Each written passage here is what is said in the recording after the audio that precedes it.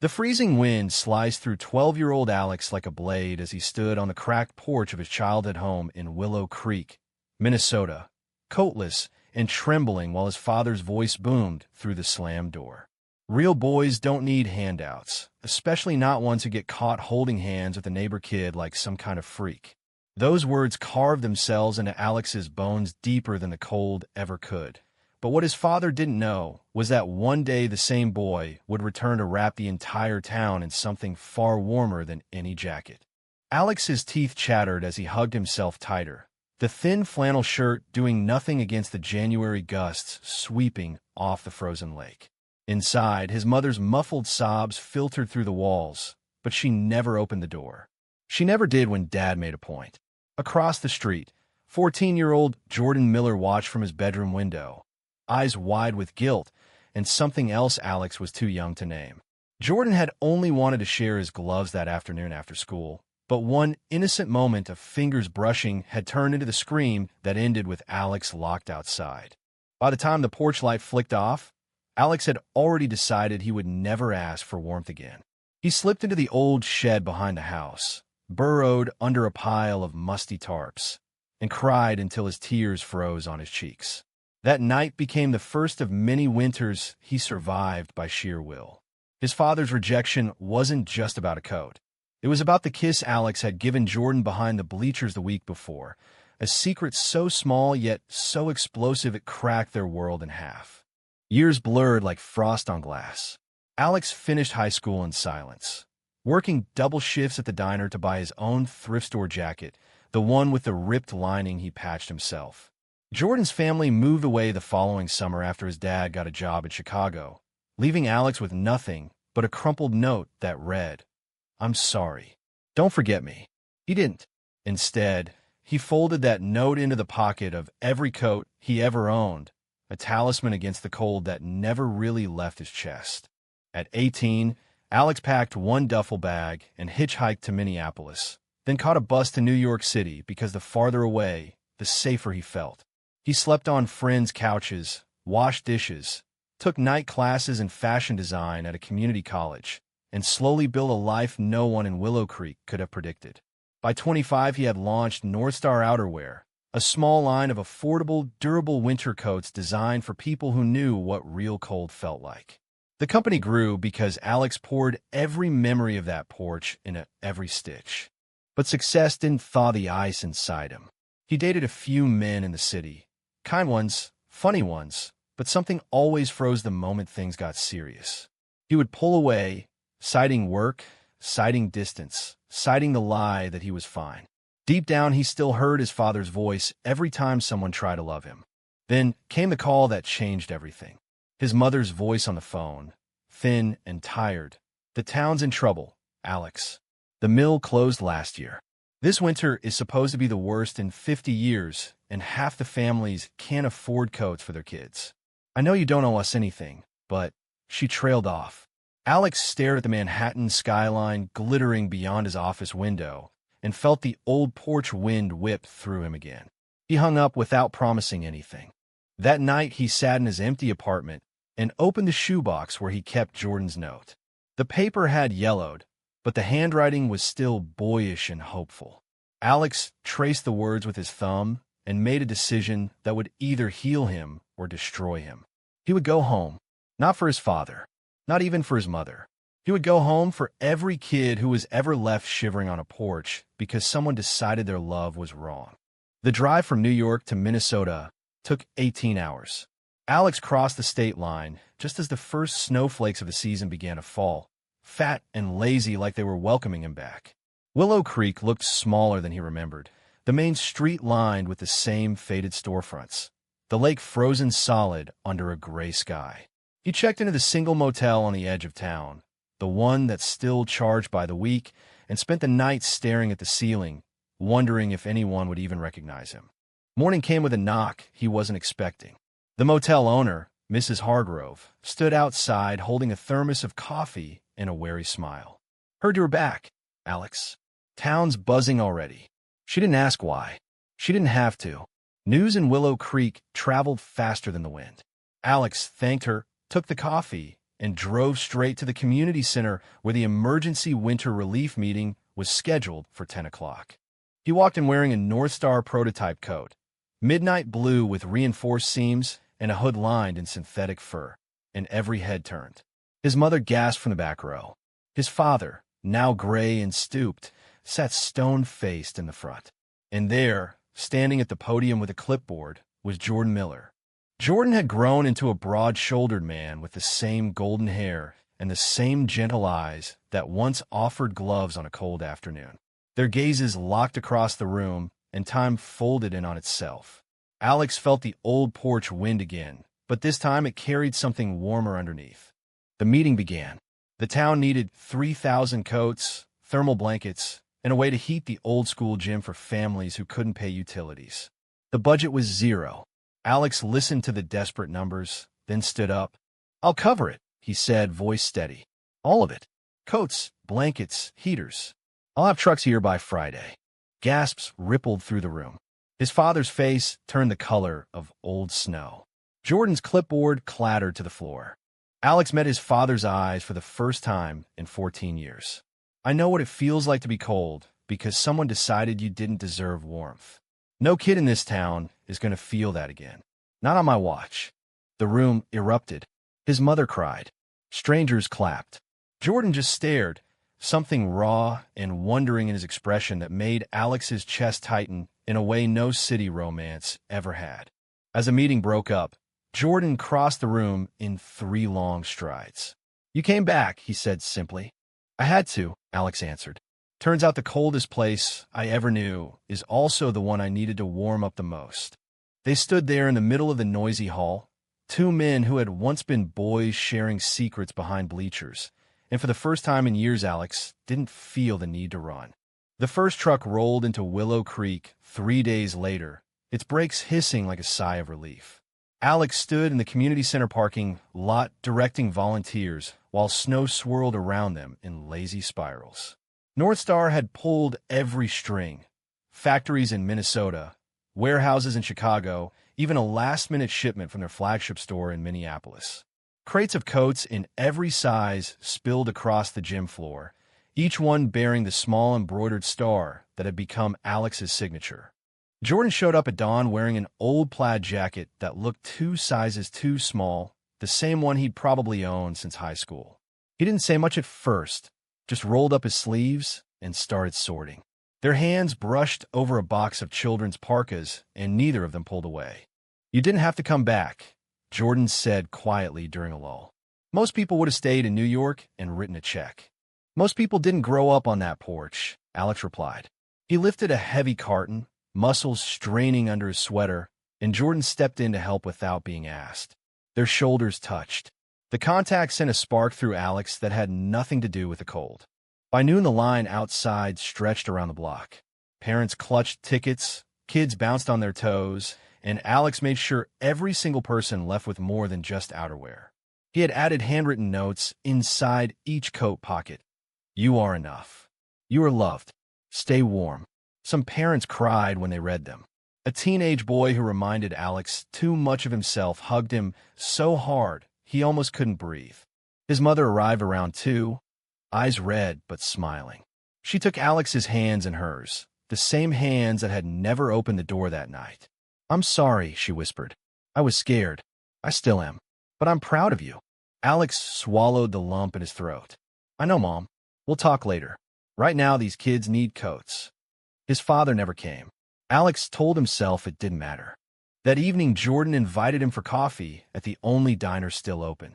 They sat in the back booth where the jukebox still played the same scratched Christmas songs. Jordan stirred his mug endlessly. "I never forgot that afternoon," he said. "The way your dad looked at us. I ran because I was terrified he'd come after my family next. I should have stayed." "You were 14, Alex answered. "We both were. We did what we had to." Jordan looked up, eyes glistening. "I came out to my parents last year. They're trying. It's slow, but I think about you every winter. Every time it snows, I wonder where you are and if you're warm." Alex reached across the table and covered Jordan's hand with his own. The diner's fluorescent light caught the moment like a spotlight. "I'm here now," he said, "and I'm not cold anymore. They didn't kiss that night. They didn't need to. The promise hung between them warmer than any coat. The next week was a blur of logistics and late-night planning. Alex turned the old Miller farm, abandoned since Jordan's parents moved, into a temporary distribution center. Jordan helped coordinate volunteers, his quiet competence a perfect counterpoint to Alex's restless energy. They worked side by side until their fingers were numb and their laughter echoed off the rafters. One night, after the last truck left, they sat on the tailgate of Alex's rental SUV, sharing a thermos of hot chocolate. Snow fell softly around them, muffling the world. Jordan's knee pressed against Alex's. "You're changing everything," Jordan said. "The whole town is talking about the Coke guy. Kids are drawing pictures of you in our class." Alex chuckled. "I'm just paying back a debt I never owed." Jordan turned to face him fully. "You're doing more than that. You're showing every scared kid in this county that they can grow up and come back stronger, that they can love who they love and still belong." Their breath mingled in the cold air. Alex leaned in slowly, giving Jordan every chance to pull away. When their lips met, it was soft, tentative, like two boys stealing a moment behind bleachers all over again. But this time no one slammed a door. This time the world stayed quiet and let them have it. The first crack in Alex's carefully built wall appeared the day his father showed up at the distribution center. It was a Tuesday, bitter cold, the kind that made bones ache.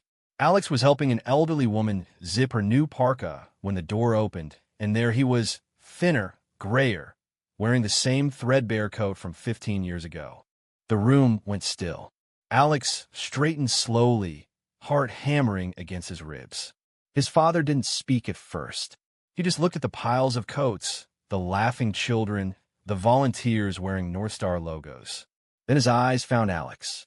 "You always were stubborn," his father said finally. The words weren't kind, but they weren't cruel either. They were tired.